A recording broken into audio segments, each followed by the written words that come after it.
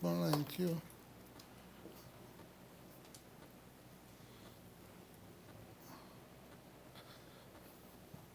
Yo le he pedido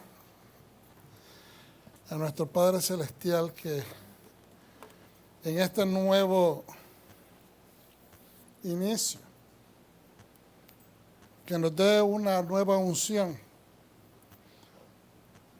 que nos dé una nueva, un nuevo comienzo, una nueva unción, una nueva visión, no necesariamente aparte de lo que ya Él nos ha dado como visión de Tabernáculos Raíces de la Fe, pero una nueva visión en referencia al formato de enseñanza. Nosotros estamos cruzando una transición que todos ustedes que tienen tiempo de estar con nosotros o siendo parte de esta familia, mejor dicho, ustedes han visto la gran transición que hemos pasado y creo que ha sido de grande bendición, ha sido revelatoria, pero yo le pido a Dios que me dé un balance, porque mientras yo quiero traer la nueva información en una manera didáctica, efectiva, clara, que tampoco sea tan monótona que se me terminen durmiendo en las sillas, porque no queremos eso. Entonces le he pedido al Señor que nos dé un balance. Yo le digo, Señor, en la palabra tú nos enseñaste, Señor Yeshua, que tus ovejas escuchan tu voz y te obedecen, te siguen. Y él, como buen hijo, como un buen pastor, iba donde papá cada mañana, orando, buscando, o sea, 3 veces al día, buscando la presencia de su padre para que le diera la dirección a seguir. Porque muchas personas se olvidan a veces de esos pasajes donde Yeshua constantemente estaba en oración. Y nosotros lo miramos orando por la mañana, orando por la tarde, orando por la noche. Y eso es parte integral de la vida de un judío. Se oran 3 veces al día. ¿Ve? Y entonces es importante que entendamos que él iba y pedía. Hasta en el último momento, Señor, si puedes pasar esta copa, de mí pásala, pero que se haga tu voluntad y no la mía. Entonces yo le estoy pidiendo tu voluntad, Padre, no la mía. No lo que yo estudio, no lo que yo interpreto, no lo que yo siento que es sensacional. Esta nueva información sé que va a ser tremenda para que escuchen los hermanos. Porque esa es la manera anterior. Aprender, estudiar algo para írselo a diseminar a las personas, para que miren que es tremendo. Yo no quiero operar de esa manera. Yo quiero operar con el corazón de Hashem, de Yahweh, que te entregue hoy de la boca de Él, no de mi boca, lo que necesita tu alma, lo que te necesita tu mente, lo que necesita tu nefesh, tu neshama, tu alma, tu espíritu. Porque Él es el que tiene palabra de vida, no yo. Yo simplemente soy, como digo, el speaker. Yo simplemente soy la bocina a través de quien Él está hablando. Y ahorita que el hermano oraba y muchas personas tienen hoy en día un problema con esa terminología porque dice Yeshua bien claramente. Por eso es que muchas personas se malguían por estas escrituras porque no la entienden claramente en el contexto hebraico. No llaméis a cualquiera padre. ¿Cierto? Pero lo que está diciendo el judío Yeshua, el Mesías, enseñándole a su pueblo, es que no seas tan rápido llamarle a una persona cualquiera padre. Tienes que examinar qué es lo que está haciendo, tienes que examinar cuáles son sus obras, tienes que examinar cómo se comporta, tienes que estar completamente entendido que es realmente un padre espiritual para que le llames padre. Porque realmente todo, llámale solamente a un Padre verdadero y único, es el Padre Celestial, hermano. Pero muchas personas hoy día tienen el problema con el término Padre espiritual. Y déjeme decirles, sí, hay muchas congregaciones en raíces hebreas que no quieren reconocer eso. Pero muchas congregaciones en raíces hebreas reconocen la necesidad de reconocer a una persona que es un padre espiritual, porque realmente un shepherd, un pastor, y estoy hablando físicamente, un pastor de ovejas es un padre para esas criaturas. Es el que se preocupa de llevarlas a comer, es el que se preocupa de llevarlas a aguar o recibir su agua, es el que les prepara, el que se asegura que estén sanas. Entonces, eso es un padre. Es la connotación que se le ha dado. Pero si el ojo vuestro es limpio, todo lo que usted va a ver es limpio. Pero si el ojo de una persona está dañado, pues todo lo que va a ver va a ser dañado. Entonces es importante que sepamos a quién estamos llamándole Padre Espiritual. Yo, mientras el hermano oraba, yo dije, Señor, yo ni siquiera me merezco eso. Honestamente, yo no merezco eso. Pero me honra y me anima a motivarme más, a trabajar más duro. Porque sé que yo en mis fuerzas humanas, yo simplemente soy un pedazo de barro. Un granito de arena caminando en el espacio del universo. Un granito de arena. Eso es lo que soy. Pero si este granito de arena es suficiente para que Dios lo use y alcance a otro granito de arena, me es suficiente, con solamente una vida. Porque entonces la vida de uno toma propósito, tiene contexto de razón. Entonces, la mente de un verdadero judío tiene que verse dentro del contexto del propósito. Propósito, contexto de tu propósito. Dicen tradicionalmente, ¿cuál es tu propósito? No. ¿De qué vale que sepas cuál es tu propósito si ignoramos el contexto de tu propósito? ¿De qué vale que sepamos quién soy si ignoro la razón para la cual soy? Y eso es Torah, la búsqueda de la razón por qué Dios hizo las cosas de la manera. Y eso es para mí, me ha revolucionado la vida, me ha revolucionado la mente, me ha revolucionado mi caminar. Porque yo ya no estoy pidiendo para mí, sino que estoy pidiendo para otros. Porque el propósito de uno debe ser mucho más grande que uno. El propósito del creyente tiene que ser mucho más grande que él. Tiene que ser hacia otros. Porque la semilla, menos que muera, es que da fruto. Y los frutos no son para esa semilla que murió, sino que son para otros que vienen a comer. Y eso es importante. Morimos para otros, hermanos. Y no podemos cumplir ningún propósito, a menos que entendamos y caminemos dentro de este entendimiento que es tan claro. Tenemos que morir espiritualmente para nacer espiritualmente. Pero una vez que nacemos espiritualmente, tenemos que ser fruto. Tenemos que ser fruto, tenemos que caminar siendo fruto. ¿Fruto de qué? ¿Para qué? ¿En qué contexto? ¿Para quién? ¿A quién vamos a alimentar? ¿Qué es el propósito de mi sabor? ¿Cuál es el propósito de mi aroma? ¿Cuál es el propósito del té que se van a hacer con mis hojas? Esto es Nazó. La porción de esta semana, Nazó, significa levanta. Levanta. Dios quiere levantarnos el entendimiento hoy. Dios quiere levantarte la vida, el conocimiento, pero también quiere levantar tu cabeza. Que tú representas algo importantísimo dentro de su obra. Su obra no está completa si no estás tú. Hermano, Dios no cuenta con los que están afuera. Desea a Dios que todo el mundo esté adentro. Amén. Pero Dios no cuenta con los que están afuera.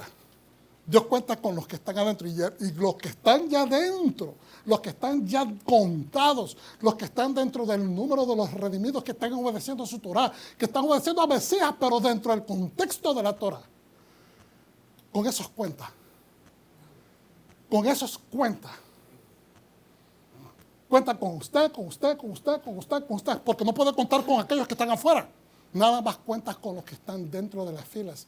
Entonces, si Él levantó tu cabeza para hacerte entrar, significa que tu cabeza es suficientemente alta ahora para utilizarte dentro de lo que Él quiere hacer en tu vida y en la vida de los que están rodeándote.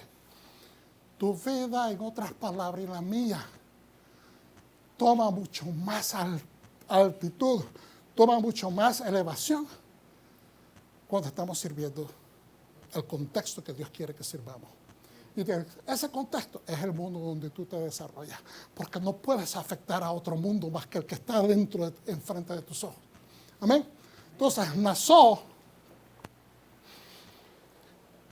nos lleva a un entendimiento que Dios desea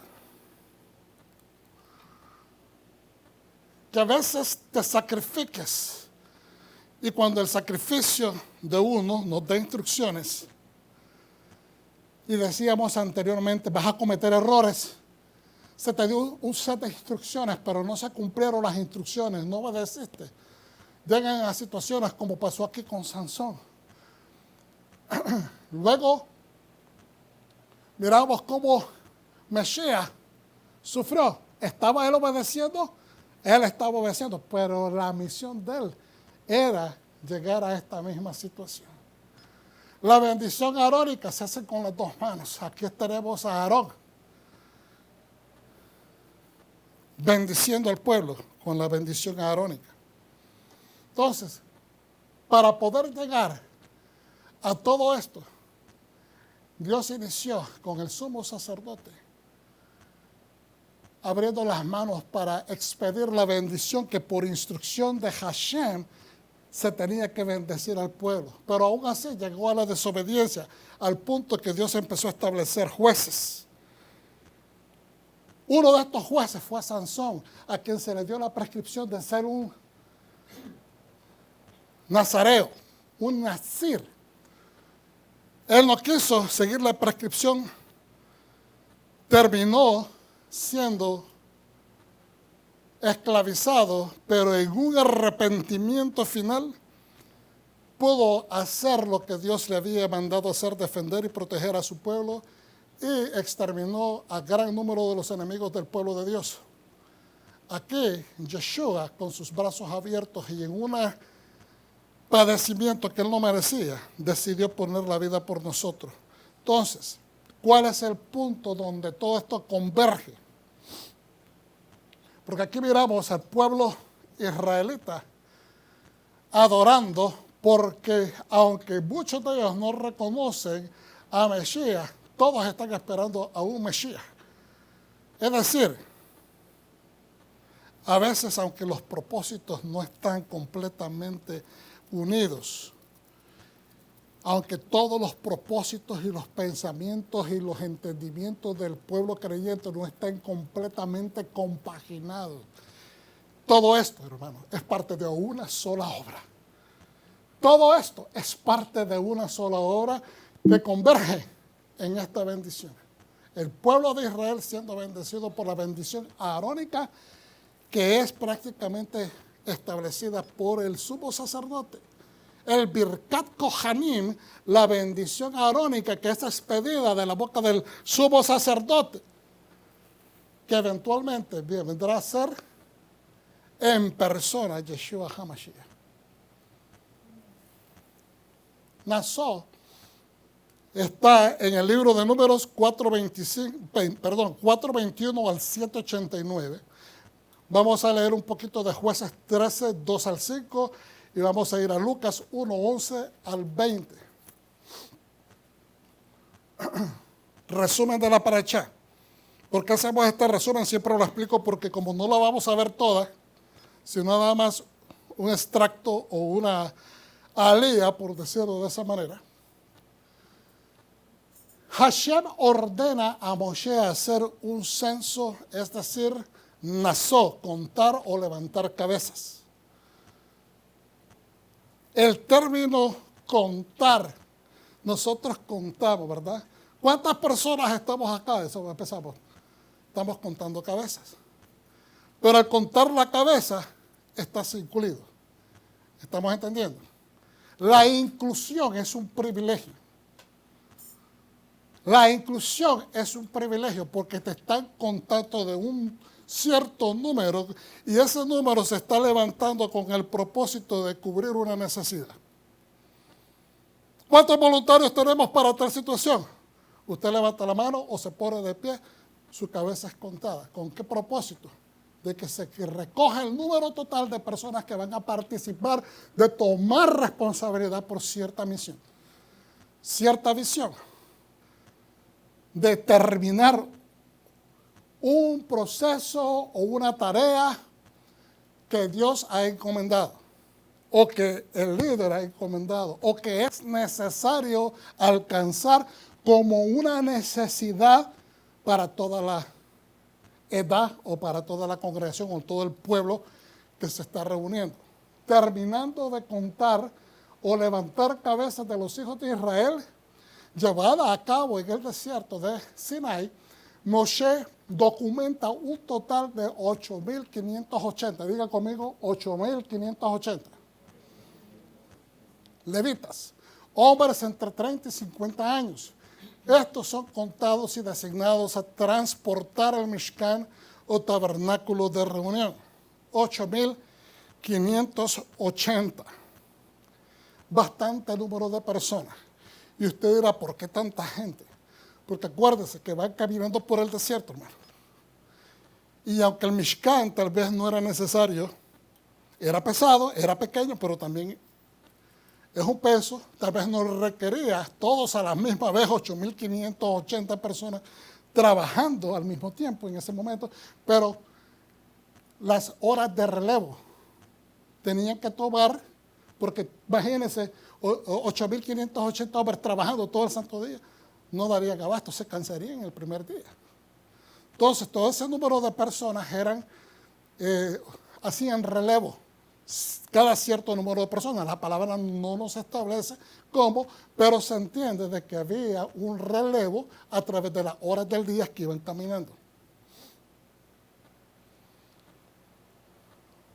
Adonai enseña dando instrucciones a Moshe sobre las leyes de la sotá. Es decir, una esposa sospechada de haber sido infiel a su marido, ya fuese cierto o simplemente por sospecha. También es dada la ley del nazir o nazareo, quien hace votos de dedicación o de dedicarse al servicio de Dios, de no beber vino, que deja su cabello crecer y tiene prohibido impurificarse ritualmente con la impureza de un muerto. A Aarón y sus descendientes, los Kohanim, sacerdotes, son instruidos sobre cómo bendecir al pueblo de Israel. ¿A través de cómo? La bendición arónica. Los líderes, jefes principales de las 12 tribus de Israel traen sus ofrendas para la inauguración del altar. A pesar de que sus ofrendas son idénticas, diga conmigo, son idénticas, cada una es traída en un día diferente y es individualmente, diga conmigo, individualmente, descrita por la Torah. Muchas veces usted dice, ¿para qué tanta repetición? Porque prácticamente se repite todo lo mismo. Vamos a hacer un poquito vamos a otro nivel más profundo. Esta paracha es la número 35 en la secuencia del estudio anual de la Torah. Y algunas notas de interés en la so, que en hebreo significa toma censo o toma cuenta o levanta cabezas o cuenta las cabezas. El título de la porción se deriva de la sexta palabra de la parachá. Todos ya hemos entendido y siempre lo vamos a estar repitiendo, que el nombre de la parachá de cada semana es tomada de las primeras, dentro de las primeras oraciones de cada porción, es ahí de donde se escoge el contexto o la parte importante de lo que describe esa parachá. La Sidra, que también es parachá, números 421 y 789, hace notar lo siguiente. Las tareas designadas a los sacerdotes levitas. tareas designadas a los sacerdotes levitas, actividades dentro del campamento, los protocolos de purificación del campamento, la restitución entre ciudadanos por habérseles hecho perjuicio, no perjuicios, sino perjuicios, daños, las leyes sobre la mujer, esposa acusada de ser infiel, que ya miramos la sotá, leyes de los nazir. La palabra naso, perdón, la parachá naso tiene 8.632 letras en el original hebreo. La palabra, la parachá naso, tiene un total de 8.632 letras. Que interesantemente, ¿verdad? La parachá habla que Moshe cuenta un total de 8.580 levitas. No son exactamente el mismo número, pero qué interesante ver la proximidad en el número de tantos levitas como las palabras dadas, perdón, las letras dadas en esa porción. Esto resume en 2.264 palabras hebreas, es decir, hay 8.632 letras que forman 2.664 palabras hebreas, conformando 176 versos y 311 líneas en el rollo de la Torá. Estamos hablando del original en el rollo de la Torá. Cuando se escribe en hebreo, eso es exactamente lo que comprende. ¿Y qué hay de interesante en todo esto? Bueno, hay tres números que resaltan. Cuando se toma, ¿verdad?, por gematría hebrea, que es numerología, y no es numerología de astrólogos locos, sino que son de hombres de Dios, estudiosos de esta materia, porque Dios es un Dios matemático. ¿Okay? Entonces, 8 más 6 da 14. 3 más 2, 5. 14 más 5 es 19. Entonces, estos números, cuando los miramos, estamos viendo de que 8 más 6 da 14. ¿Okay? ¿Y de dónde se toma eso? ¿Alguien lo puede ver?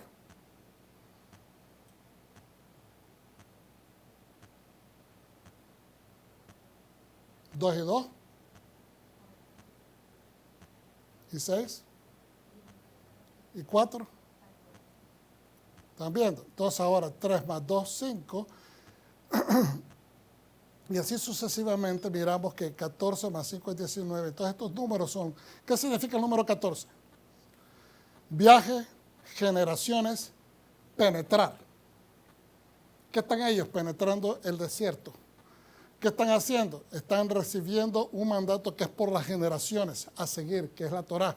Seguir con el mandato del Mishkan, de hacer culto, de mantener el templo vivo de Dios. ¿Qué están viajando? Están viajando no solamente a través del tiempo, pero están viajando a través del territorio inhóspito del desierto hacia la tierra prometida.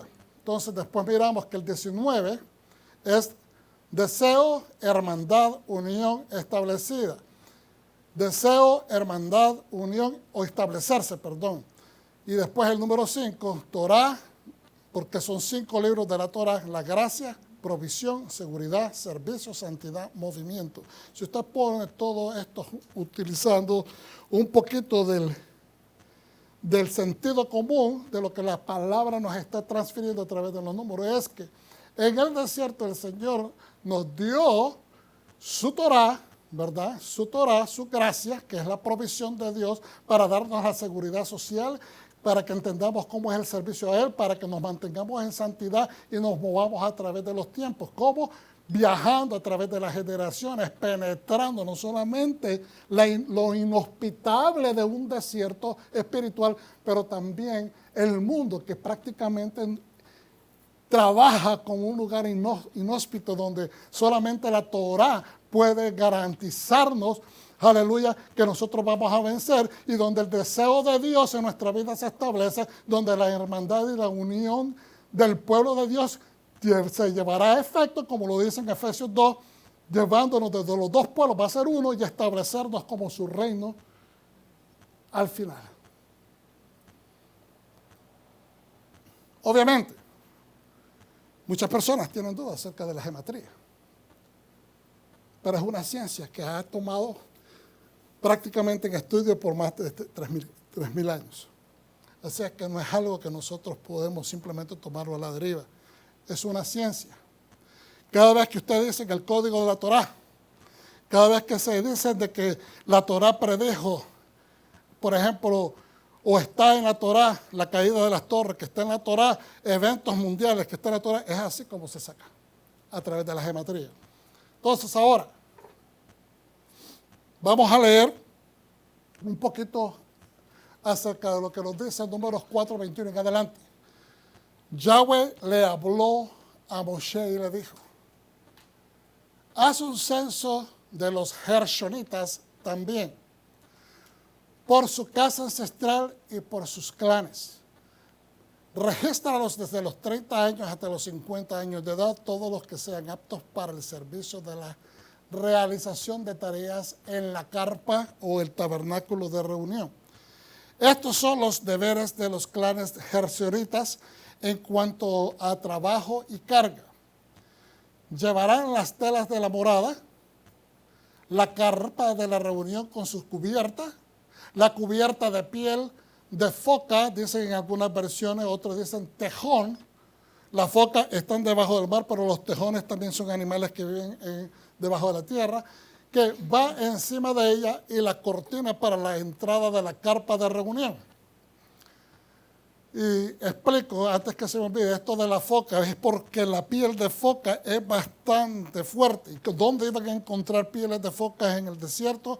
Pues realmente en el desierto no, pero se cree de que estas pieles fueran traídas con todas las riquezas que ellos extrajeron de Egipto. Y obviamente, si ustedes miran el mapa, el delta del Nilo está dentro de lo que es prácticamente en conexión completa con el mar Mediterráneo, donde también se entiende que estos seres marinos llegaban. Pero por eso es que muchas personas también tienen dudas que puede ser que sean tejones, que son animales de piel áspera también, y que repelen la humedad.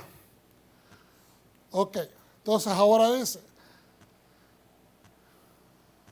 las toldas del atrio, las cortinas a la puerta de la entrada del atrio que rodean la morada, es decir, el Mishkan, sus cuerdas y el altar y todo el equipo de servicio y todos sus accesorios, y ellos realizarán el servicio. Todos los deberes de los gershonitas, todas sus cargas y todos sus servicios se realizarán por órdenes de Aarón y sus hijos.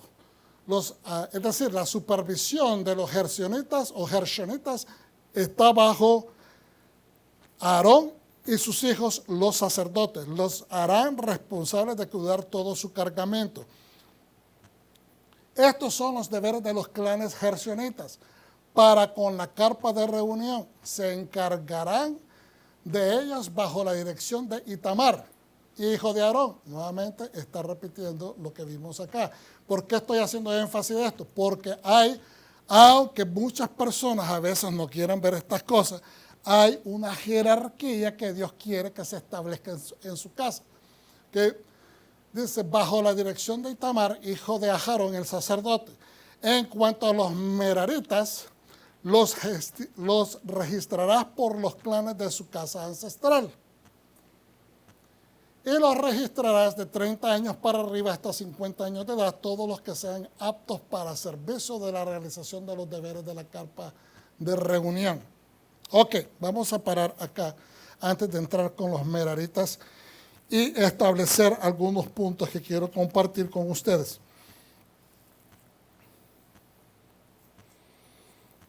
Dice en el comentario de ArtScroll,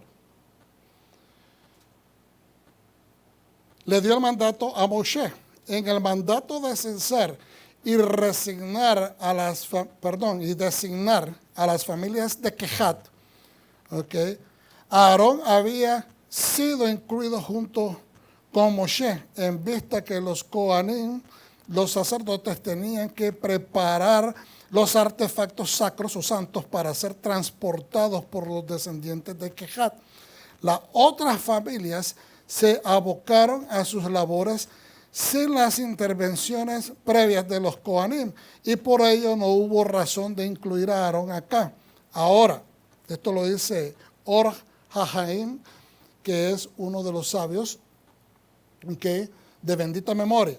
Entonces, asimismo, literalmente también, en el censo anterior de la porción pasada, desde la edad de un mes, los levitas fueron enumerados según la edad de los hijos de Leví, en orden de descendientes, Gershón, Kehat y Merari.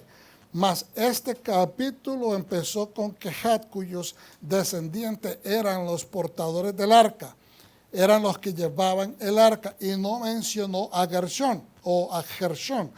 No obstante, para disipar la nación de que habían sido omitidos, la Torah afirma que las otras familias deben ser asimismo recontadas. Entonces, esto lo dice en Bajor Shor. El hecho de que los descendientes de Kehat fueron mencionados en primer orden no debe ser tomado como un gesto de desprecio hacia la otra familia. Simplemente denota reverencia por el arca, el cual era las responsabilidades. Para enfatizar esto, la Torah emplea el verbo naso, que significa literalmente eleva, para que se rinda honor a sí mismo a los hijos de Gershón. ¿Por qué estoy explicando esto?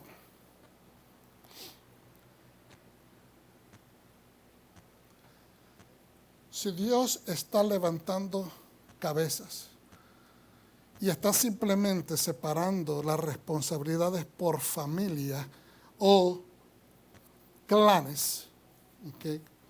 Todas estas familias son levitas, todas estas familias son descendientes tanto de Aarón, ¿okay? Y son los hijos de Aarón, y los otros son primos de ellos. Entonces ellos lo que está haciendo al contarlos, hermanos, o sea, por favor entendamos, si Dios te cuenta dentro de la cuenta donde está levantando cabeza, donde está elevándote, no solamente nos está dando un prestigio, sino que te está haciendo parte de una misión. Pero lo que está tratando de decir los sabios es que por el hecho que una familia es mencionada primero, no le está dando ningún tipo de levante o de mayor categoría o estableciendo ese nombre por mucho más alto que las demás personas. En este caso, nosotros los colaboradores de Dios, como lo dice el mismo Pablo, dice, nosotros somos peritos arquitectos, somos colaboradores con el Señor, los líderes. Pero ustedes son parte, son ladrillos que toman prácticamente la mayor parte de todo el edificio. Entonces, no es que nadie esté más arriba que el otro, no es que la otra persona sea mejor que el otro, es simplemente que Dios está estableciendo una estructura para entendimiento y organización y movilidad adecuada, orquestada, efectiva dentro de su casa. ¿Estamos entendiendo? Los Kehatitas fueron mencionados en la porción anterior y son los que llevaban prácticamente todas las instrumentaciones santas. Son los que llevan las cosas santas. Entonces cualquiera dice, wow, estas personas tienen mucha más envergadura, tienen mucho más reconocimiento de parte de Dios porque ellos son los que están llevando las cosas santas. Eso es como la mente del ser humano promedio piensa, que es por estatutos, que es por privilegios, que es por tú tienes mucho más cercanía a la santidad, por lo tanto, tienes más derecho.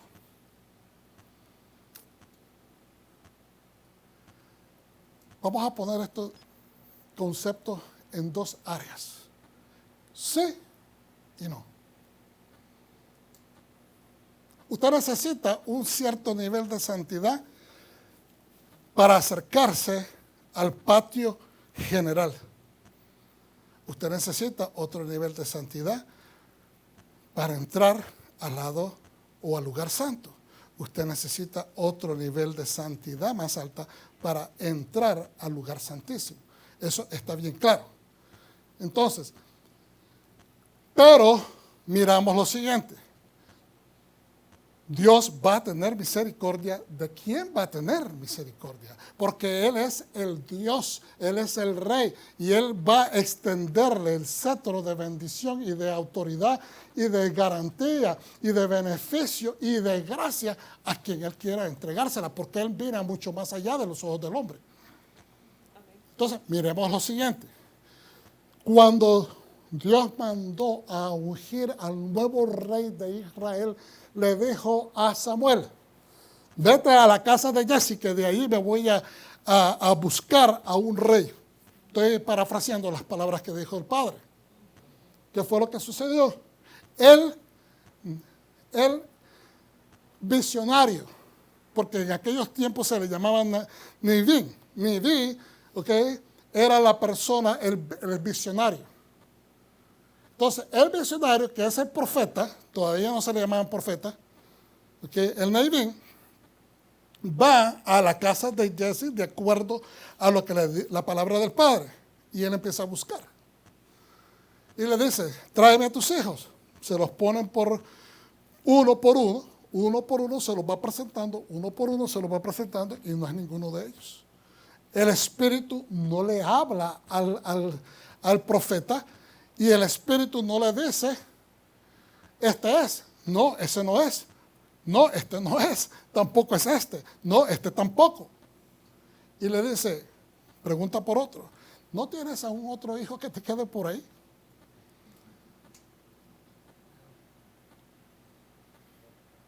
¿No tienes un talento que te quede por ahí? ¿No tienes un nivel de dedicación que te quede por ahí? ¿No tienes una habilidad que hasta este momento no estás usando o que no has usado porque tienes temor de sacarla a relucir, que te quede por ahí? Entonces Dios viene y te dice,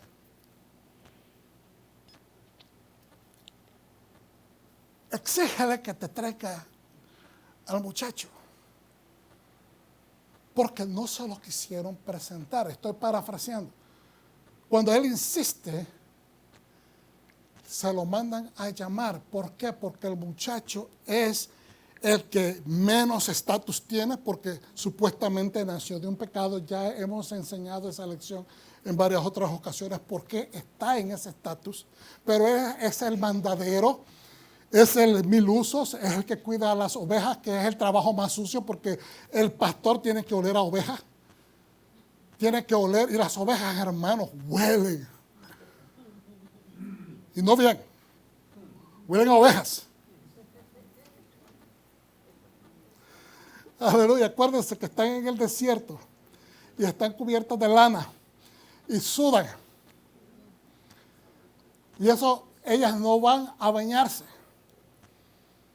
El agua escasea en el desierto y son aguadas, son llevadas a que tomen agua, pero no es que se acostumbra que los pastores las agarren y las bañan con jabón. No, hermanos, la lana usualmente está bien sucia. Yo no sé si usted ha ido a un lugar donde mira trasquilar a las ovejas.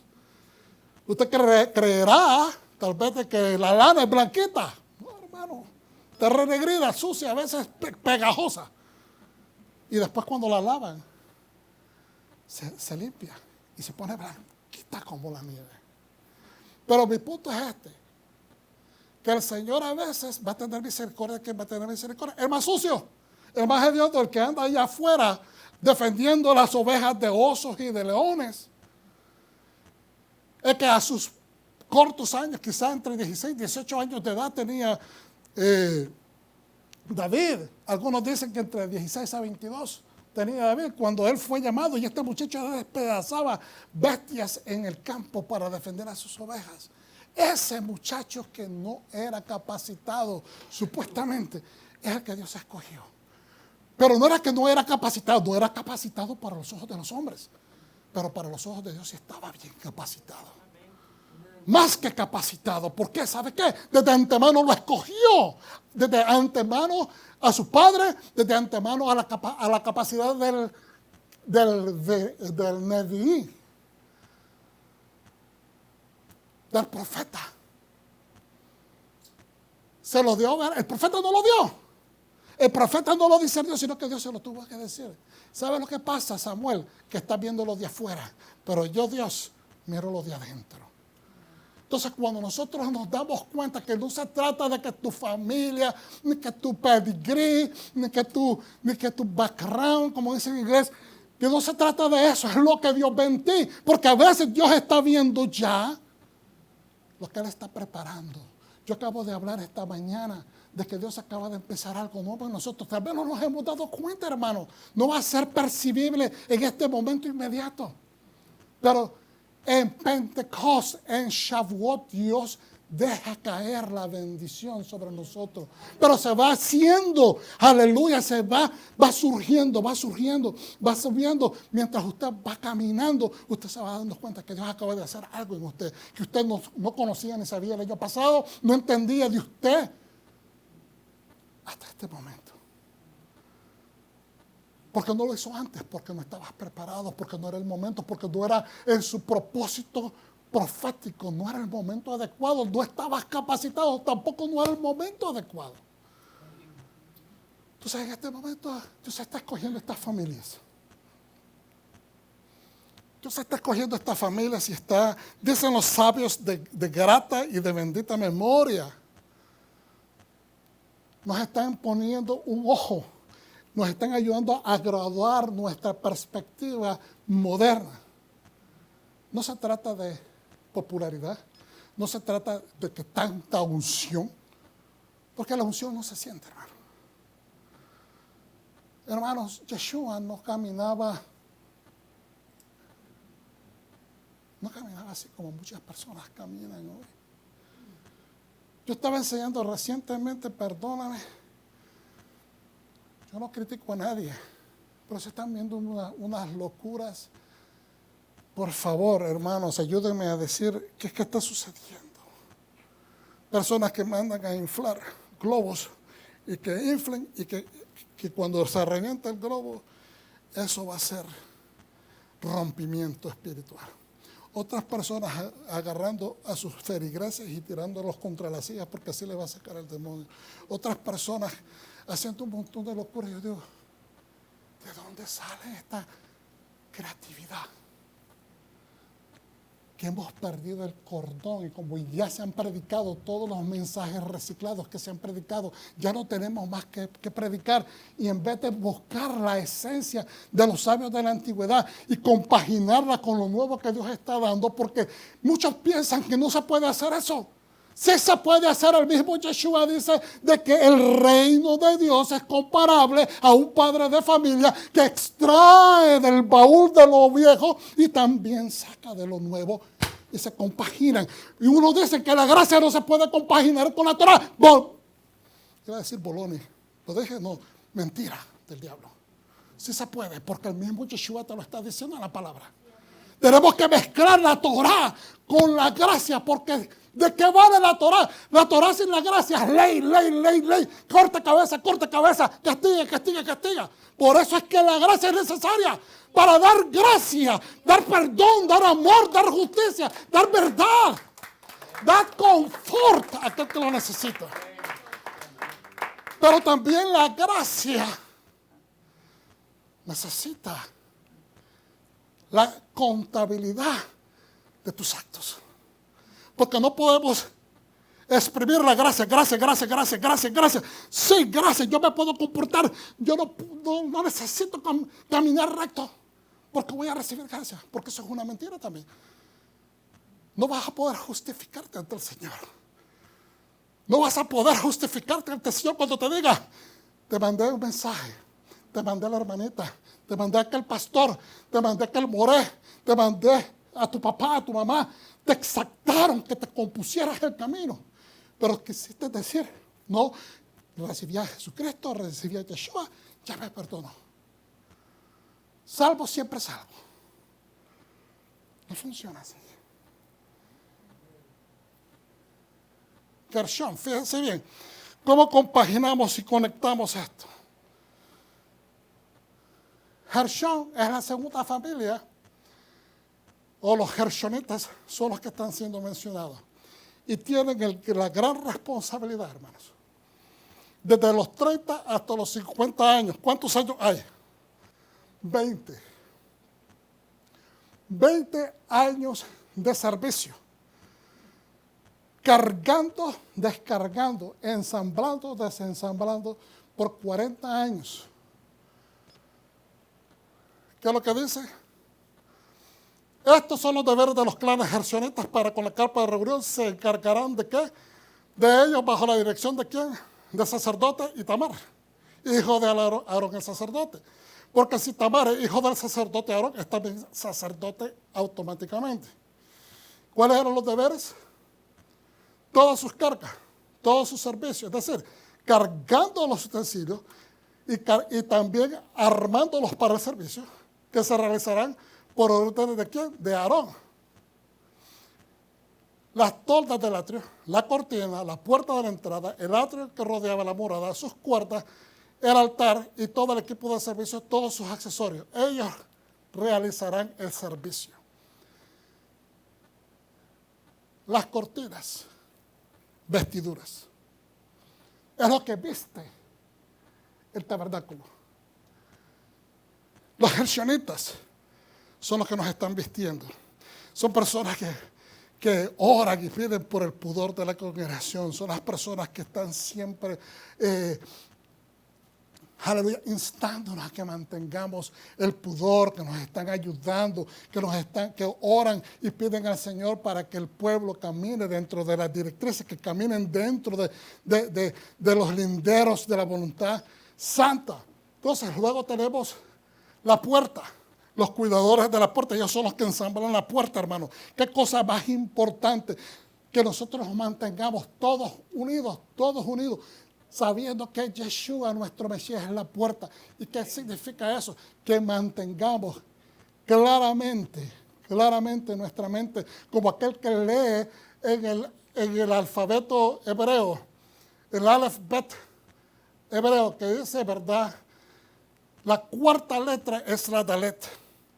La cuarta representa la puerta y nosotros miramos la semana pasada, estábamos estudiando todos juntos y miramos cómo 22 letras en el Salmo 119 se le da 2 veces las vueltas, hermanos, 2 veces la vuelta, porque 22 más 22 son 44, entonces nos faltan todavía 4 letras más y empezamos Aleph, Bet, Gimel, Dalet, y termina exactamente el conteo del Homer, termina en la puerta. Tenemos que mantenernos midiendo nosotros nuestro Homer interior, nuestro Homer mental, nuestro Homer de nuestra alma, nuestro Homer de cómo estamos estudiando la palabra, qué estamos cargando de la palabra, qué estamos nosotros desechando de la palabra o qué estamos aceptando. Yo escuchaba a un comentarista hoy, un tremendo maestro, que decía,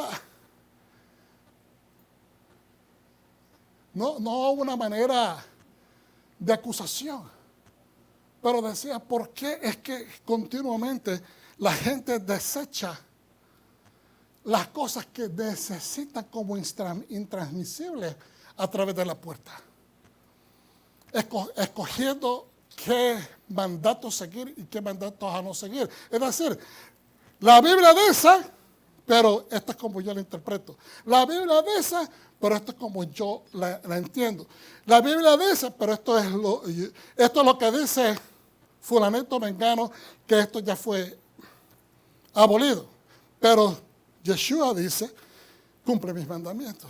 Nada de esto va a pasar, toda mi palabra no va a pasar, porque va a pasar el mundo, va a pasar los cielos, la tierra, pero mi palabra no pasará. Entonces, ¿cómo pueden justificar todas estas cosas? ¿Cómo las pueden conectar? Si estamos críticamente diciéndole a Dios, cometiste un error, tú eres el Dios perfecto, pero tu Torah no sirvió, porque es el hombre, es la carne la que no se quiere someter a la voluntad de Dios. No es que la voluntad de Dios, su palabra, no tiene perfección para perfeccionar al hombre. Entonces acá miramos de que ellos tienen una carga. Es una carga, digan conmigo, carga. No está diciendo que va a ser fácil cargar los implementos del Mishkan. La santidad, el Mishkan, ¿qué cosa es? Es el lugar de residencia en santidad de parte de Dios. Es el lugar que tiene a Dios, es donde su santidad, su Shekinah está habitando. Entonces hay que entender que hay una carga. Y no es una carga pesada, pero es una carga. La santidad es una carga que nosotros tenemos que entender que no es una carga pesada, es una carga liviana. Dice Yeshua, mi carga no es pesada, sino que es liviana. La presencia de Dios no es pesada, pero la carne humana, los sentimientos humanos, las conceptualizaciones humanas la hacen pesada porque no pueden cargar la santidad. Usted nada más puede cargar la santidad de Dios cuando ha pagado el precio de entrar en la obediencia. Y eso le da la capacitación santa. Vamos a decirlo de esta manera. Lo habilita para que pueda manejar el forklift de la santidad. ¿Estamos entendiendo? Aleluya.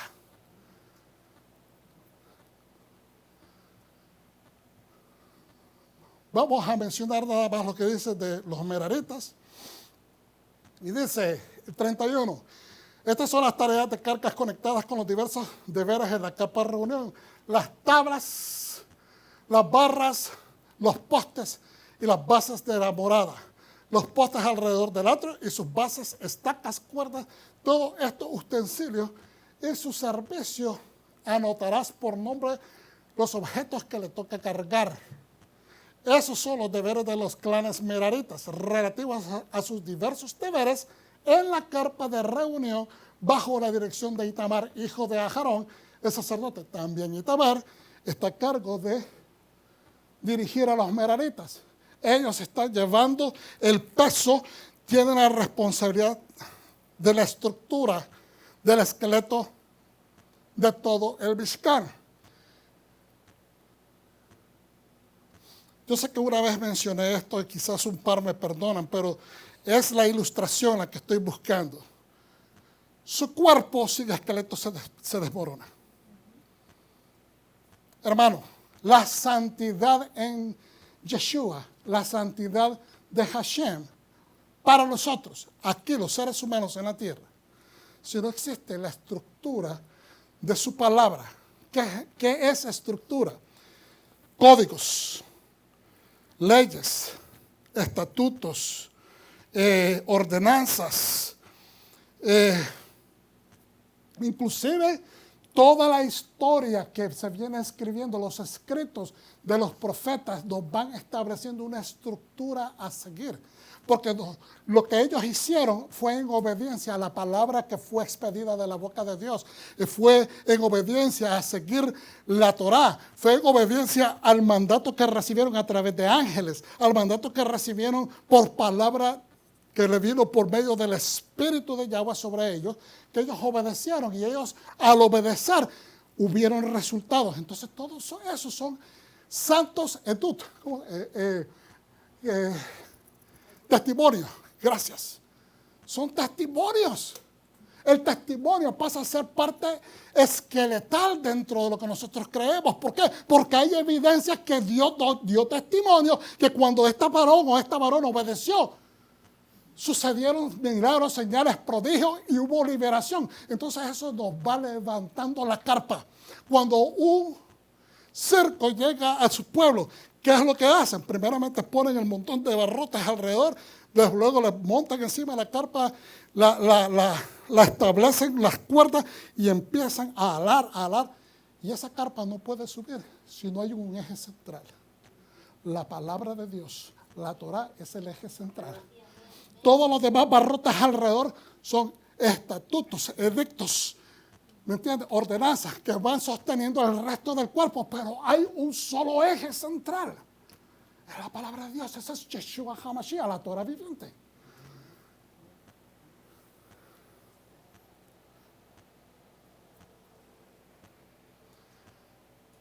Luego a lo último, aleluya,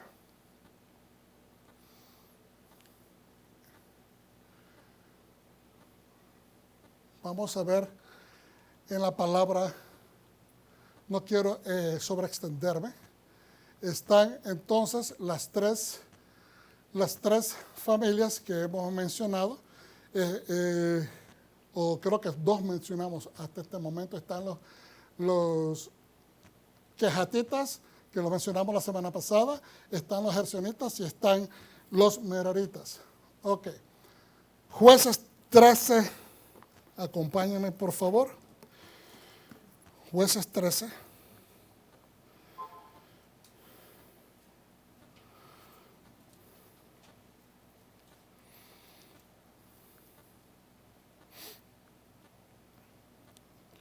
Versículo 2 al 5.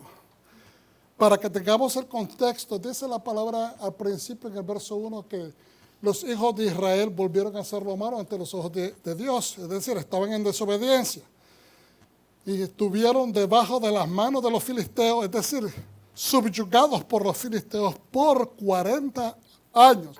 40 años es número de prueba, pero ciertamente Yahweh, Hashem, es fiel. Y aquí en el 2 dice, y había un hombre de Sora, de la tribu de Dan, el cual se llamaba Manoah, y su mujer era estéril, y nunca había tenido hijos. A esta mujer apareció el ángel de Hashem y le dijo, he aquí que tú eres estéril y nunca has tenido hijos, pero concebirás y darás a luz un hijo. Ahora pues, no bebas vino ni sidra.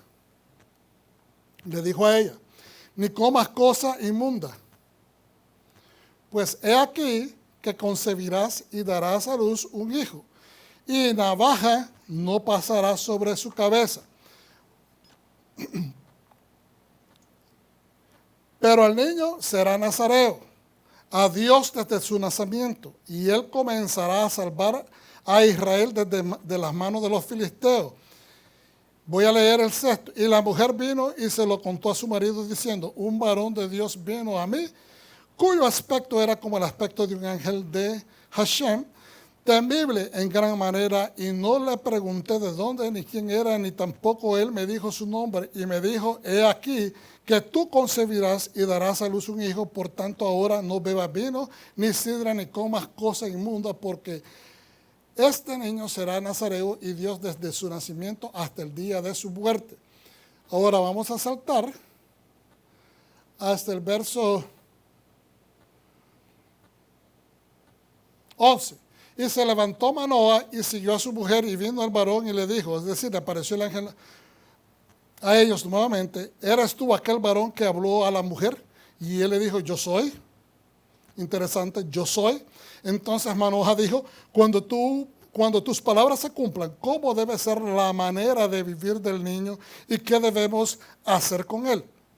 Y el ángel de Hashem respondió a Manoah, la mujer se guardará de todas las cosas que yo le dije. Es decir, estas instrucciones ya las tiene claras ella, ahora me estás pidiendo instrucciones de regreso que te las repitas para tu hijo. No tomará nada que proceda de la vid, no beberá vino ni sidra, y no comerá cosa inmunda, guardará todo lo que le mandé. Entonces Manoah dijo al ángel de Hashem, te ruego, nos permitas detenerte y te preparemos un cabrito. Pero el ángel, fíjense que le dice que él no va a comer pan de él.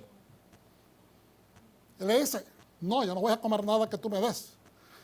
Pero qué interesante, ¿por qué? Porque hay un requisito, hermanos. Fíjense bien que la porción empieza diciendo de que el pueblo de Israel en el tiempo de los jueces empezó a caminar mal de regreso ante el Señor. Y por esta razón le vino al pueblo consecuencias de persecución y de esclavitud o de sometimiento de parte de los filisteos por 40 años. Y entonces ahora le dice a la mujer, el ángel, tú vas a tener hijos, eres infértil, pero vas a tener un hijo y estas son las condiciones bajo las cuales te tienes que cuidar. Debes de evitar comer cosa inmunda, debes de evitar tomar vino y él le da la prescripción. Le dice que el niño también tiene que ser cuidado, le dice que el niño va a ser un nazareo, que nunca se va a cortar el pelo, le está dando la estructura La Torá es estructura. La palabra de Dios, si te viene tu pensamiento, es estructura. No estamos supuestos a movernos de ella. No estamos supuestos a cambiarla. No estamos supuestos a acomodarla. Porque si le estás pidiendo en oración a Hashem que te dé una dirección, viene la palabra y la empiezas a dudar, ¿cuál es el propósito entonces? Y aquí está siendo dada por un ángel. Y entonces el hombre va y lo busca y se lo vuelve a referir. Ahora le dice en el 17. Oh, perdón. Él le pide que se quede, que le van a preparar un cabrito. Y el ángel respondió a Manoah: aunque me detengas, no comeré de tu pan. Pero sucede algo. ¿Qué es lo que pasa? ¿Qué es lo que está faltando? ¿Por qué es que el ángel se niega a aceptar? Trae la bendición, trae el mensaje, pero se niega a aceptar el pan que el pueblo que está siendo bendecido a través de su mensaje, y no quiere recibir pan en intercambio. Pero es que hay un requisito, fíjense bien. Y no sabía. Y dice: mas si quieres hacer holocausto, ofrécelo a Hashem. Ahora le da la prescripción. Para que esto sea grato, para que esto sea pacto, para que esto sea algo viable. Si quieres, corazón, es voluntario, haz un holocausto para Hashem. ¿Ok? ¿Por qué? Te mandó un regalo. Vas a ser recíproco con el Dios que te está mandando. Vas a ser agradecido. Entonces le dice. Entonces dijo Manoah al ángel de Yahweh: ¿cuál es tu nombre? Para que cuando se cumpla tu palabra te honremos. No es al ángel que se debe honrar en ese momento. Y el ángel de Hashem respondió: ¿por qué preguntas por mi nombre que es admirable? ¿Por qué me preguntas por mi nombre que es admirable? En otras palabras, tú sabes de quién es. Es a Hashem, es al Dios de los cielos a quien tú tienes que honrar.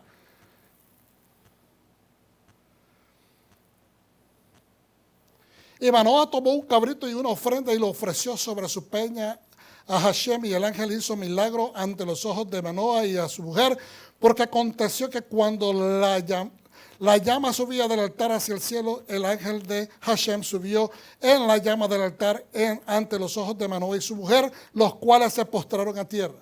¿Qué es lo que está sucediendo entonces, hermano? ¿Estaban pidiendo ellos hijos? Quizás. La palabra no lo describe, pero estoy seguro que un hombre y una mujer en aquellos tiempos que deseaban tener familia y que no habían podido tener familia, deseaban un hijo. La palabra no nos dice, estaban Manoah y su esposa pidiendo por un hijo, pero tenemos que entender, tenemos que adentrarnos dentro de la palabra y entender que esto era el deseo de una pareja. El ángel se les aparece. ¿Estaban ellos preparados para recibir al ángel? No, no estaban preparados, pero indagan específicamente. El hombre va y busca al ángel y le dice: ¿eres tú el ángel que le dio la palabra a mi mujer? Es decir, está buscando la instrucción. ¿Qué es lo que debemos de hacer? ¿Qué es lo que debemos de hacer? Si no estás seguro de lo que Dios te ha dicho, vuélvelo a preguntar. ¿Qué es lo que debo de hacer? No andemos el propósito, la visión, la tarea. Aquí estamos hablando de 3 familias que fueron otorgadas el privilegio de hacer algo específico y se les da específicamente. Y la misma palabra dice: apunta los nombres de los artículos que ellos van a cargar, porque Hashem quiere que nadie pierda el concepto y el entendimiento de cuál es la responsabilidad de cada uno de nosotros. Dios quiere que seas claro, Dios quiere que le des que atines a lo que Él te está diciendo. Y aquí vemos que este hombre va y busca nuevamente la dirección. Quiere asegurarse que él va a seguir el patrón que Dios ha dicho. Pero sabemos la historia. Que aunque su mamá y su papá fueron obstinadamente obedientes a la voluntad de Hashem. El hijo no lo fue. Ahora vamos, por último, y termino en los próximos 5 minutos, hermano. Vámonos directamente a lo que Lucas 1:11 al 20. Lucas 1:11 al 20.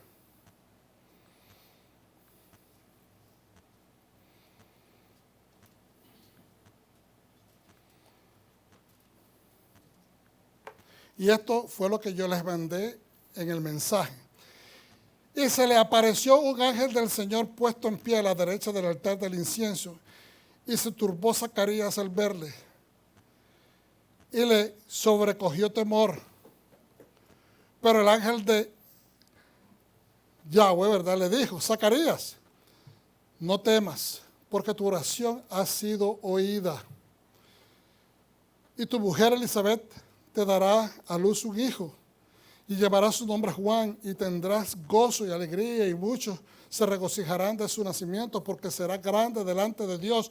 No beberá vino ni sidra, y será llamado del Espíritu Santo aún desde el vientre de su madre, y hará que muchos de los hijos de Israel se conviertan al Señor Dios de ellos, e irá delante de él con el espíritu y el poder de Elías, para hacer volver los corazones de los padres a los hijos y de los rebeldes a la prudencia de los justos, y de los rebeldes a la prudencia de los justos, para preparar al Señor un pueblo bien dispuesto.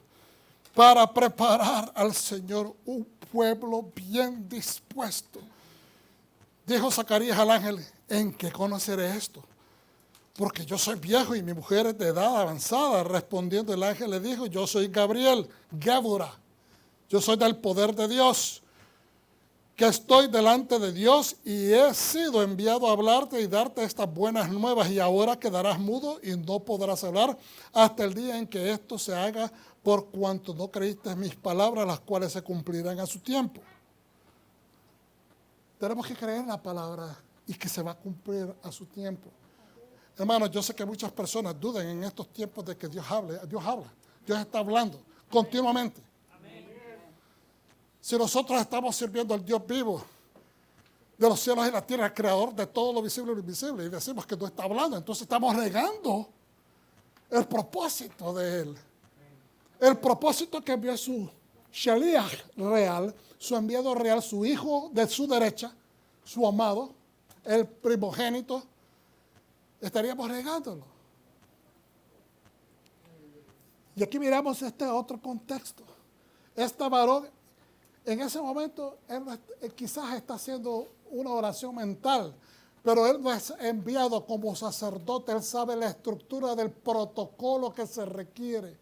Él está ante el arca, creo que esto lo mencionamos la semana pasada, ante el arca, y él está supuesto a hacer las oraciones, y las mismas oraciones que él está haciendo después de que él hace, ¿verdad?, quema el incienso y entra detrás de la cortina en la presencia, y todo eso se llena de humo, ¿verdad? Porque cuando Dios va a hablar, él no puede ver, entonces se llena de todo de humo ese cuarto. Entonces el ángel se le aparece y le habla. Él está haciendo una oración, las mismas oraciones que está haciendo el cuerpo de levitas y el cuerpo de sacerdotes allá afuera. Lo que está haciendo el pueblo también son las mismas oraciones. Son las oraciones de la mañana. Y él está haciendo esas oraciones. Cuando posiblemente en su mente: Señor, escucha mi deseo. Pero él no está ahí para hacer una petición personal. Cuando la palabra da testimonio y dice: tus oraciones han sido escuchadas, no son necesariamente, no nos está diciendo que esa era la oración que él estaba teniendo en ese momento pidiendo por un hijo. Esa oración era el deseo de su corazón desde su juventud. Estos eran viejos y nunca habían tenido hijos, hermanos. Eso posiblemente había sido la oración diaria de todos los días. Pero en su casa, no en el templo, cuando él está supuesto a llevar la oración por toda la nación de Israel. Muchas personas no entienden eso. Pero porque él está ahí sirviendo al pueblo con el corazón sincero y limpio, puro ante Hashem, y que Él esté sirviendo a su pueblo, porque Él está sirviendo de sacerdote, sumo sacerdote en ese momento, ¿ok? Es un día de Yom Kippur, porque es el único día que puede entrar un sumo sacerdote a la casa, es un día de Yom Kippur, y Él está haciendo expiación por toda la nación de Israel. Entonces, porque Él está, un justo está haciendo ese sacrificio de servicio, Hashem lo bendice y le dice, tu oración ha sido escuchada. Entonces, ¿qué estamos diciendo con esto? Cuando nuestro contexto, la intención y la comprensión de que tú has sido levantado en cabeza, has sido mandado, llamado de afuera de las naciones a formar parte del pueblo de israelita, el pueblo de Hashem en la tierra, que tú tienes un propósito bien específico. Tenemos que buscarlos todos, ¿cuál es? Pero tienes un propósito, tú vas a afectar vidas, tu vida va a afectar a otras personas, no solamente tu familia, pero nos tenemos que preocupar por el contexto de todos. Sansón fue levantado, le dijo bien claramente a su padre y a su madre el ángel. Él, a través de él, el pueblo de Israel va a empezar a ser defendido, va a empezar a recibir salvación, él va a beneficiar a muchos. Igualmente le dijo, el ángel Gabriel se lo volvió a repetir a Zacarías, tu hijo va a ser llamado Juan y él va a ser una gran bendición porque a través de su testimonio y todo lo que él va a hacer va a traer el arrepentimiento al pueblo de Israel, convirtiendo a los hijos al corazón de sus padres y a los padres al corazón de los hijos. El contexto no es mi familia, me, myself and I, como dicen en inglés, yo, primero yo, después yo y tercero yo. No, es el cuerpo de Mesías. Ese es el contexto. Todos somos el Mishkan. Todos somos el cuerpo.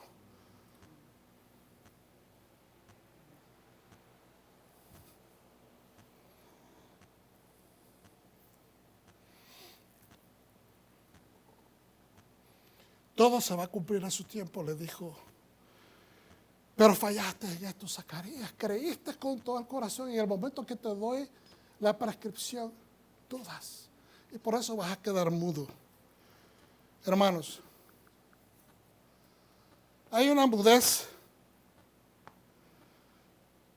que nosotros a veces decidimos tener ante las necesidades de nuestros hermanos. Hay una mudez de omisión, que miramos la oportunidad de ser de bendición, pero nos retrocedemos porque tenemos pena, porque no me atrevo, porque no sé si es mi lugar. Pero entonces la pregunta es, ¿estás pensando en tu lugar, en tu creatividad, en tu personalidad, o estás pensando en el rey que tú representas?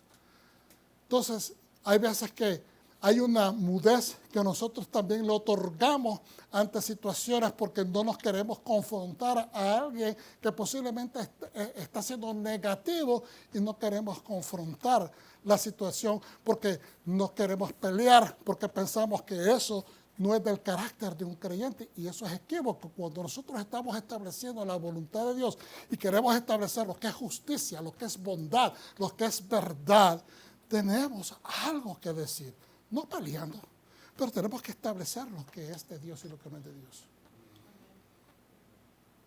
Pero está también esa mudez que viene de la falta de fe.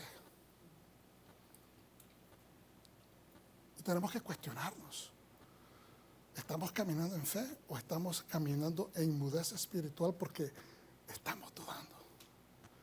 Y si no tienes suficiente firmeza y fe en el Dios a quien sirves, o si no tenemos suficiente fe en el Dios que servimos, pues vamos a dudar que todo lo que nosotros creemos no sirve, o que no es suficiente, o que le hace falta algo, hermanos. Entonces, eso invalida la certeza que sientes por dentro. Y si te invalida tu identidad, pues no puedes extendérsela a nadie. Y aunque se la extiendas a alguien, aunque se la digas a alguien, no te van a creer, porque miren la duda, escrita aquí, duda.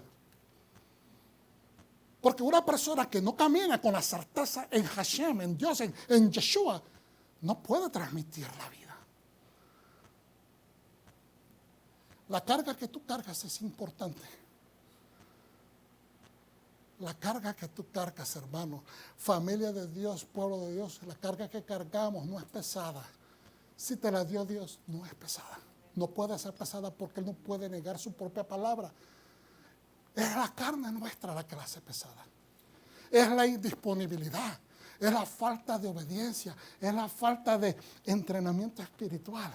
Nos tenemos, entonces, en ese momento, si estamos viendo que toda carga que Yeshua nos da, todo mandamiento de la palabra de Yeshua, todo lo que nos ha enseñado Yeshua se nos hace una carga, significa que no estamos saltando en el treadmill del ejercicio espiritual diario.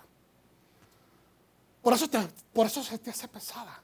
Pero una persona que está en el treadmill espiritual, leyendo la palabra, nutriéndose del espíritu, haciendo sus oraciones, cantando en el espíritu, te mantiene en espiritualidad. Te mantiene el alma levantando músculo espiritual. Tú eres una familia de Dios. Yo quiero en este día que la palabra que recibiste de Hashem levante tu cabeza. Quiero recordarte, Él te la levantó, Él te la contó. Y si ya tu cabeza fue incluida es porque tienes cosas importantes que hacer en este pueblo israelita. En este mundo manifiesta el talento que Dios te ha dado porque ya te lo dio. Este Shavuot te lo dio, empieza a utilizarlo, empieza a cucarlo, como dice, empieza a hincarlo, empieza a activarlo para que empieces a verlo desarrollar en tu vida. ¿Lo recibes, pueblo de Dios? La gloria y la honra para nuestro Padre Celestial. Padre Santo,